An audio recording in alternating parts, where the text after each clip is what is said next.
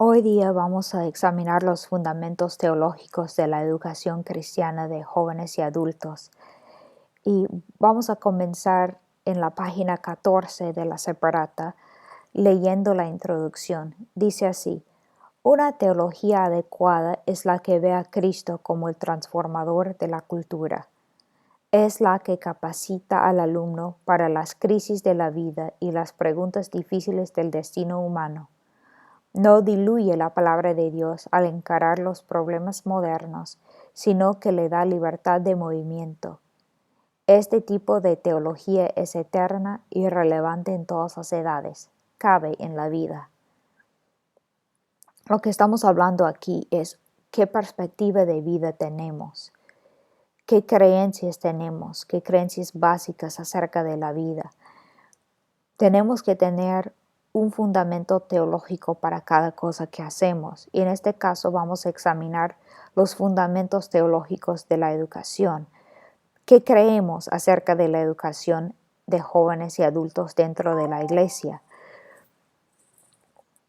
Hay 4 fundamentos bíblicos o fundamentos teológicos que debemos de examinar en cuanto a la educación cristiana. El primer fundamento es la centralidad de la Biblia en la educación de adultos. Segunda de Timoteo 3:16 dice así: toda escritura es inspirada por Dios y útil para enseñar, para reprender, para corregir, para instruir en justicia. La autoridad de la Biblia debe ser central como fuente de cada compromiso teológico o educacional. Dentro de la iglesia debemos de basarnos, también fuera de la iglesia, en toda la vida, debemos de basarnos primordialmente en la Biblia. Y en vez de tener una perspectiva y buscar un respaldo bíblico para esa perspectiva, debemos más bien leer la Biblia y ver lo que la Biblia enseña y buscar en nuestra vida una respuesta a esa verdad. Debemos enseñar a cada alumno, a cada persona que pasa por nuestro lado, nuestra clase, que examinen a fondo todas las cosas que leen, que escuchan, que ven a la luz de la palabra de Dios para llegar a sus conclusiones y convicciones. No debemos tener conclusiones ni convicciones que no hemos sacado de la Biblia. Vuelvo a decir, no debemos de tener conclusiones y convicciones y buscar respaldar bíblico para ellos, sino debemos de tener una comprensión plena de la Biblia para luego sacar de ahí nuestras conclusiones y convicciones. El segundo fundamento es el imperativo cristológico. ¿Qué significa esto? Vamos a leer de la Separata. La verdad es inherente en Cristo, pues Él provee la revelación máxima de Dios. Cuando Cristo nació y vivió aquí en la tierra, Él proveyó lo que todavía nos es la visión más clara de quién es Dios. Juan 1:14 dice así: el verbo, la palabra, se hizo carne y habitó entre nosotros, y vimos su gloria, gloria como del unigénito único del Padre, lleno de gracia y de verdad. Debido a que Cristo provee la revelación máxima de quién es Dios, la educación cristiana debe ser totalmente absorta con Jesucristo, la revelación bíblica acerca de Él, y debe también guiar a la madurez espiritual por medio de Él. Colosenses 1:28.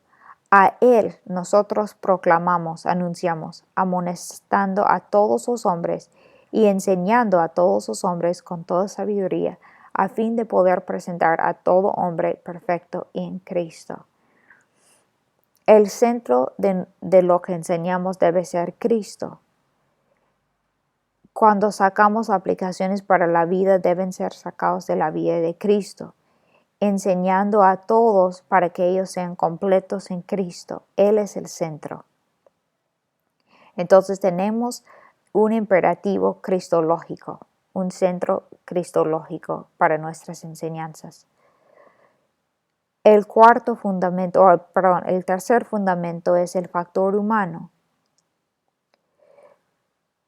Debemos de tener una vista cristiana de la humanidad para poder ver la relevancia de la palabra de Dios sobre la vida del hombre. Eso pueden ver un poco más en Efesios 2, 1 y 2.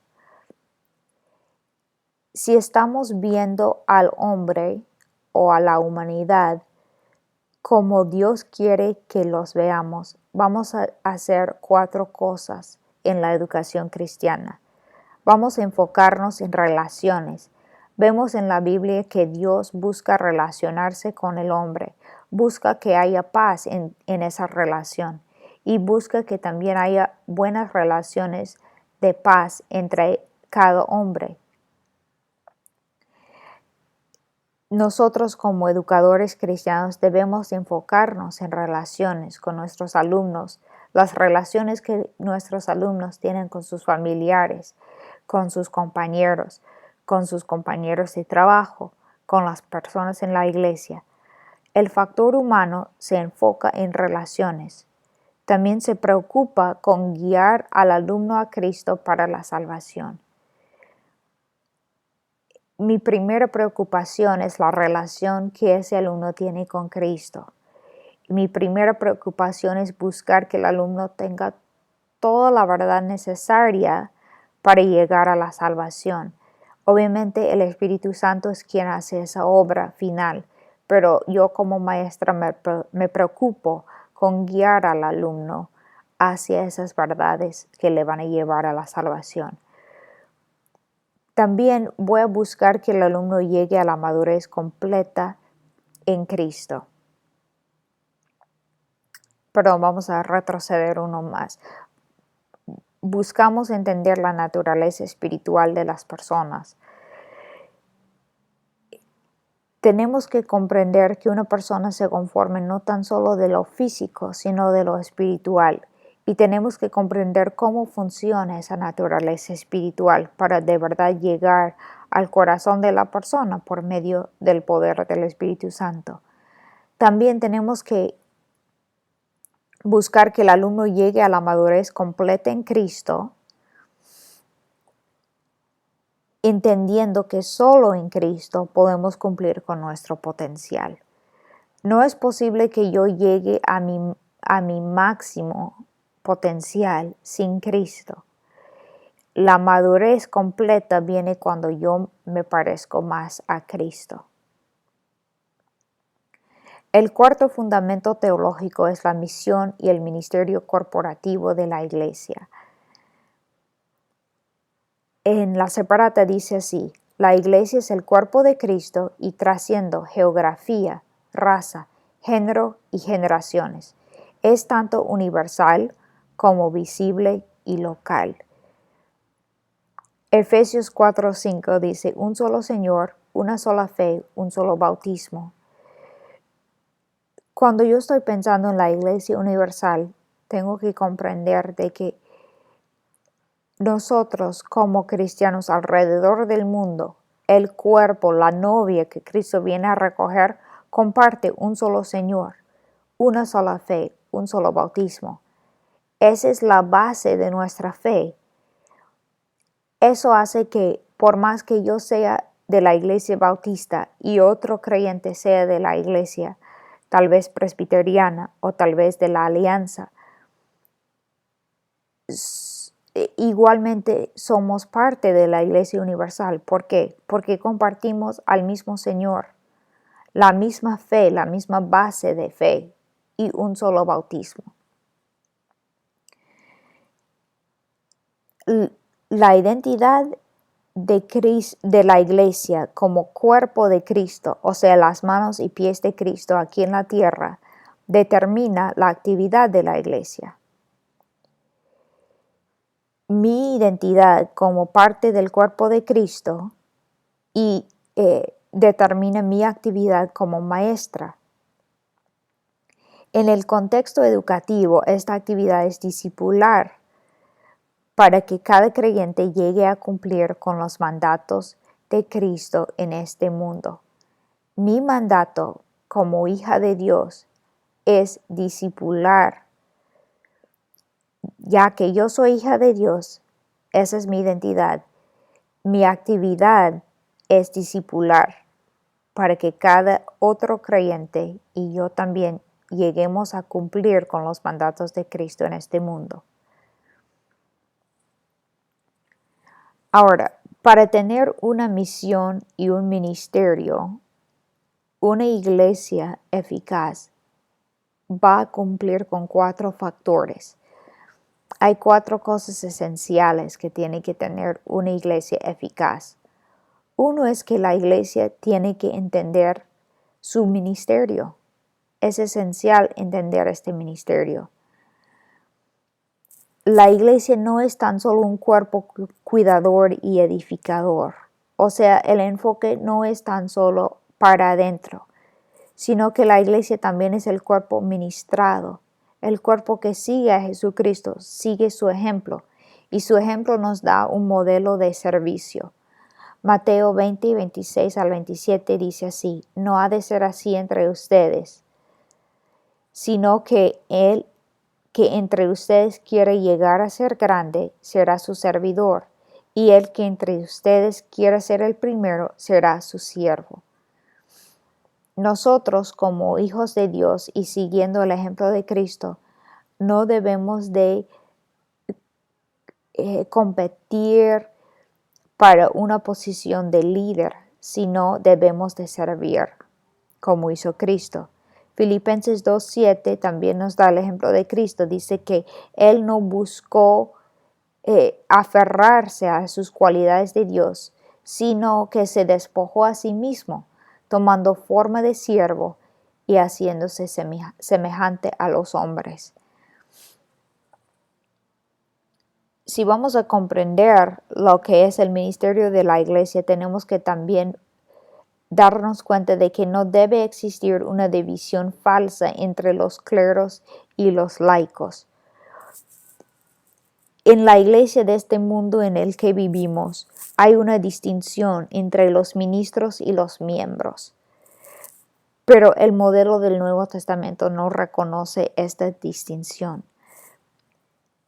Las diferencias que existen en el modelo del Nuevo Testamento son diferencias entre las ordenaciones, los dones, los entrenamientos y las funciones. Claro, hay diferentes niveles dentro de la iglesia, pero la división ahí no es entre cleros y laicos, es entre los dones, los entrenamientos, las capacitaciones de cada uno. Ahí debe haber divisiones, pero no debemos de decir, él es pastor, entonces tiene una función. Yo como miembro tengo otra función. No, todos tenemos que ejercitar la función del cuerpo de Cristo, de siervo de Dios, como fue Cristo. Para que entendamos entonces las verdaderas diferencias entre creyentes, debe haber una enseñanza adecuada en cuanto a los dones espirituales. ¿Cómo podemos tener una iglesia eficaz si es que el cuerpo en sí no entiende cuál es su función? Si es que aquella persona no sabe cuál es su don para servir a la iglesia. Primera de Corintios 12, 11 y 14, 27 dicen así: pero todas estas cosas las hace uno y el mismo Espíritu, distribuyendo individualmente a cada uno según su voluntad. Si alguien habla en lenguas, que hablen 2 o a lo más 3 y por turno, y que uno interprete. Aquí, ¿cuál es el principio que vemos? Vemos que cada uno ha recibido un don espiritual, por lo menos uno, de un solo espíritu.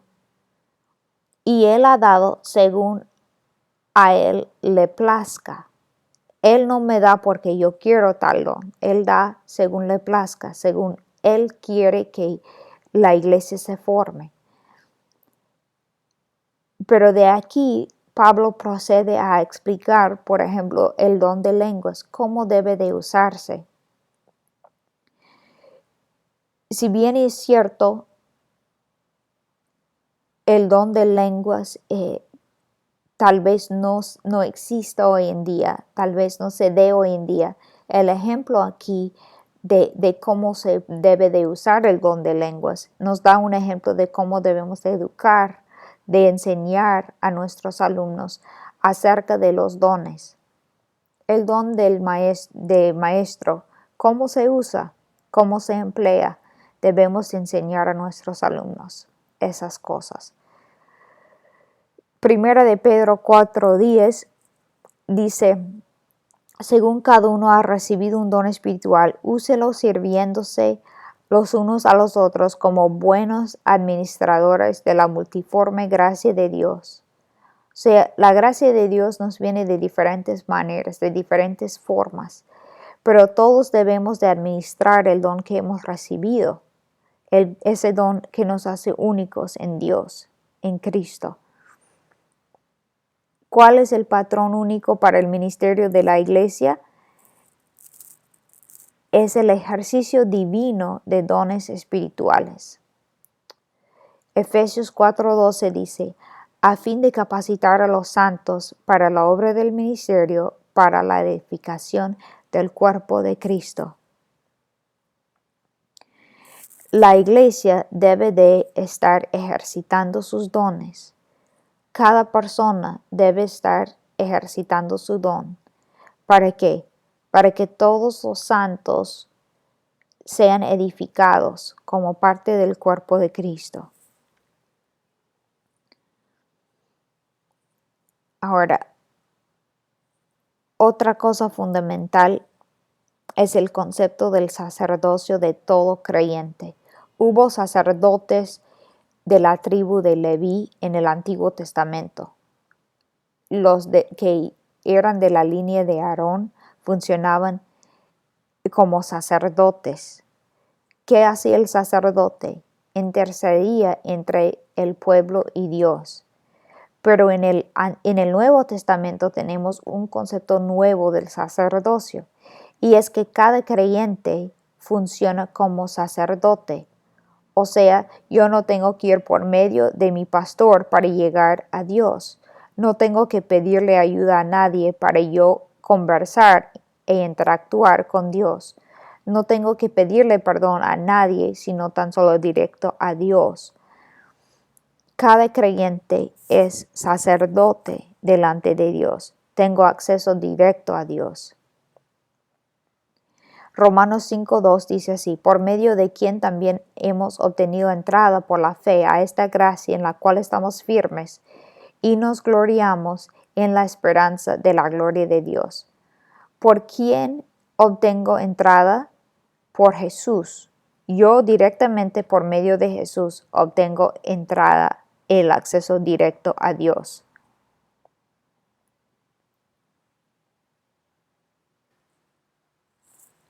Entonces, si tengo acceso directo a Jesús y por medio de él a Dios, yo soy sacerdote, yo estoy funcionando como sacerdote.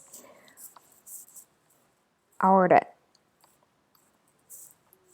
Efesios 3:12 dice así, en quien tenemos libertad y acceso a Dios con confianza por medio de la fe en Él. Otra prueba de que tenemos acceso directo a Dios y no necesitamos de otros sacerdotes porque nosotros mismos como creyentes somos sacerdotes. Hebreos 10:22 dice, acerquémonos con corazón sincero, verdadero, en plena certidumbre de fe, teniendo nuestro corazón purificado de mala conciencia y nuestro cuerpo lavado con agua pura. Hemos sido purificados por medio de Jesús, igualmente como los sacerdotes del Antiguo Testamento tenían que purificarse físicamente, nosotros hemos sido purificados espiritualmente y por ende podemos acercarnos a Dios directamente. Asimismo, como sacerdotes, tenemos el derecho y privilegio de ofrecer sacrificios espirituales. Romanos 12:1 dice, por tanto, hermanos, les ruego por las misericordias de Dios que presenten sus cuerpos como sacrificio vivo y santo, aceptable, agradable a Dios, que es el culto racional de ustedes. Los sacerdotes del Antiguo Testamento presentaban sacrificios de corderos y otros tipos de sacrificios y ofrendas. Nosotros, como sacerdotes personales, podemos también ofrecerles sacrificios que son aceptables delante de Dios. Filipenses 2:17 y 4:18. Pero aunque yo sea derramado como libación, ofrenda líquida, sobre el sacrificio y servicio de su fe, me regocijo y comparto mi gozo con todos ustedes. Pero lo he recibido todo y tengo abundancia. Estoy bien abastecido, habiendo recibido de Epafrodito lo que han enviado, fragante aroma, sacrificio aceptable, agradable a Dios. Los sacrificios que son aceptables para Dios son los que se ofrecen de un corazón puro, y nuestro corazón es hecho puro por medio de Cristo. Primera de Pedro 2:5. También ustedes como piedras vivas sean edificados como casa espiritual para un sacerdocio santo, para ofrecer sacrificios espirituales aceptables a Dios por medio de Jesucristo. Todo esto nos da las pruebas que necesitamos para saber que tenemos el derecho y el privilegio de ofrecer sacrificios espirituales. También tenemos la responsabilidad de testificar en el mundo. Primera de Pedro 2:9 y 3:15 dicen así, pero ustedes son linaje escogido, real sacerdocio, nación santa, pueblo adquirido para posesión de Dios. Esa es nuestra identidad. Ahora, ¿cuál es nuestra acción o nuestra función en base a esa identidad? A fin de que anuncien las virtudes de aquel que los llamó de las tinieblas a su luz admirable. Sino santifiquen a Cristo como Señor en sus corazones, estando siempre preparados para presentar defensa ante todo el que les demande razón de la esperanza que hay en ustedes. Pero háganlo con mansedumbre y reverencia. Existimos para dar testimonio de Cristo en este mundo, siempre con mansedumbre y reverencia. Dios es el creador del sacerdocio que recibimos. Así vemos en la página 15 de la separata. Cada miembro del cuerpo es ministro del Evangelio y siervo de Cristo. El lugar principal desde el cual el creyente ministra su don es la iglesia local. Todos los miembros de la iglesia deben ser movilizados para una tarea que cumpla con los mandatos de Cristo y el diseño del cuerpo. No hay miembros que sobren. Cada miembro es necesario en esta función del cuerpo de Cristo. Ahora, entonces, ¿cómo entra el Espíritu Santo en la educación cristiana de adultos? 1. Él es el Maestro Divino. El Espíritu Santo es quien consuela, es quien enseña. Vamos a leer aquí Juan 14:26. Pero el Consolador, intercesor, el Espíritu Santo, a quien el Padre enviará en mi nombre, Él les enseñará todas las cosas y les recordará todo lo que les he dicho. El Espíritu es Maestro Divino. Juan 16:13 al 15. Pero cuando Él, el Espíritu de verdad, venga, los guiará a toda la verdad, porque no hablará por su propia cuenta, sino que hablará todo lo que oiga y les hará saber todo lo que habrá de venir. Él me glorificará, porque tomará de lo mío y se lo hará saber a ustedes. Todo lo que tiene el Padre es mío, por eso dije que Él toma de lo mío y se lo hará saber a ustedes. El Espíritu Santo, como parte de la Trinidad, sabe todo lo que es de Dios, porque Él es Dios. Entonces Él toma esas cosas y nos las enseña. 1 de Corintios 2, 9 y 10. Sino como está escrito, cosas que ojo no vio, ni oído oyó, ni han entrado al corazón del hombre, son las cosas que Dios ha preparado para los que lo aman. Pero Dios nos las reveló por medio del Espíritu, porque el Espíritu todo lo escudriña, aun las profundidades de Dios. Otra vez, el Espíritu es el Maestro. El Espíritu también interpreta y aplica la palabra de Dios. Él sabe lo que significa toda la palabra de Dios porque Él es el autor divino. Él es quien inspiró la palabra de Dios. Entonces, Él la interpreta y la aplica a las áreas personales de nuestra vida. De Él también depende toda enseñanza para ser eficaz. Mi enseñanza, tu enseñanza, no va a ser nunca eficaz a menos que estemos dependiendo del Espíritu Santo. Y aún dependiendo de Él, no vamos a recibir los resultados que nosotros designamos, sino los que Él ha designado. Tenemos que siempre estar muy conscientes de eso. Entonces, como educadores, ¿cuál es nuestra respuesta ante esta verdad? Tenemos que diseñar y utilizar métodos educativos que instan al alumno a descubrir, percibir y pensar, creando el ambiente en el cual el espíritu va a trabajar. Los maestros humanos somos meramente asistentes al verdadero maestro. Pensemos en esto como una ducha. Yo puedo colocarme debajo de la salida de agua de la ducha, pero si es que no hay agua en el tanque o agua en los tubos, no voy a mojarme, no voy a limpiarme. Lo que podemos hacer nosotros es colocar a nuestros alumnos en el lugar correcto, en el ambiente correcto, bajo el cual el espíritu puede trabajar. Y en el momento de su designio, el espíritu va a trabajar.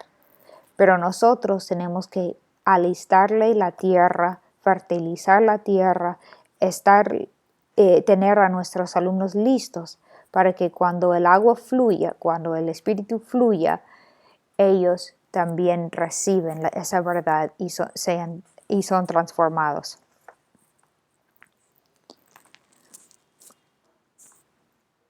La educación cristiana de adultos debe fijarse en la verdad eterna, con flexibilidad en métodos y estrategias.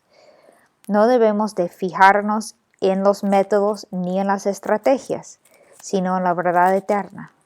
La verdad que se comunica es que Dios en Jesucristo reconcilió el mundo a sí mismo y que cada persona debe ser transformada por el poder de este Dios. Esa es la verdad.